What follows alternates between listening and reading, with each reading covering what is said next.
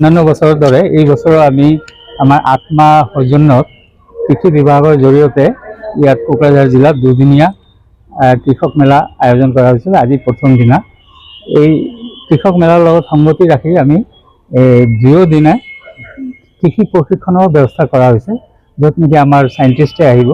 আজি এতিয়ালৈকে আহি ৰাস্তাতে আছে, আহি পাবই আৰু নতুন প্ৰযুক্তি বা বজাৰৰ সম্পৰ্কে কেনেধৰণৰ আগবাঢ়িলে আমি আমাৰ ফাৰ্মাৰ্ছে বেছি উপকৃত হয় সেই বিষয়ে আলোচনা মেইনলি আমাৰ এই প্ৰশিক্ষণত লোৱা হ'ব।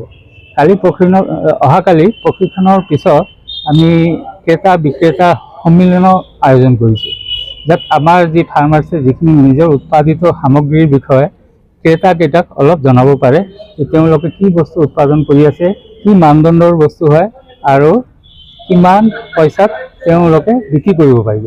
ঠিক তেনেধৰণে ক্ৰেতাকেইটাও অলপ চাব, দুয়ো পক্ষৰ লাভ হোৱাকৈ এটা যদি নেগচিয়েশ্যন সিহঁতে কৰিব পাৰে হয়তো ভৱিষ্যতে আমাৰ সেই পাৰ্টিকুলাৰ ক্ৰপৰ এৰিয়া আমি এক্সপানশ্যন কৰিব পাৰিম।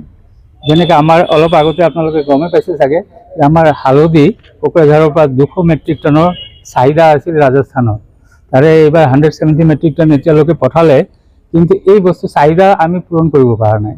তাৰমানে এই বস্তুটো যদি আমি পথাৰলৈকে লৈ যাব পাৰোঁ তেতিয়া ফাৰ্মাৰ্ছে আগ্ৰহী হ'ব, অহা বছৰ বা তাৰ নেক্সট আমি আৰু এৰিয়া এক্সপাণ্ড কৰি অধিক উৎপাদন কৰিবলৈ সক্ষম হ'ম।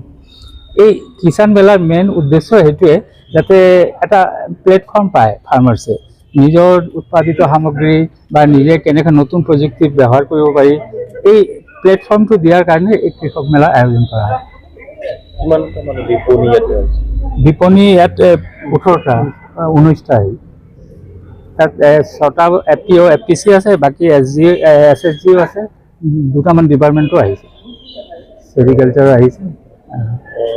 নন অৰ্গানিক ইয়াত নন সুবিধা হয়,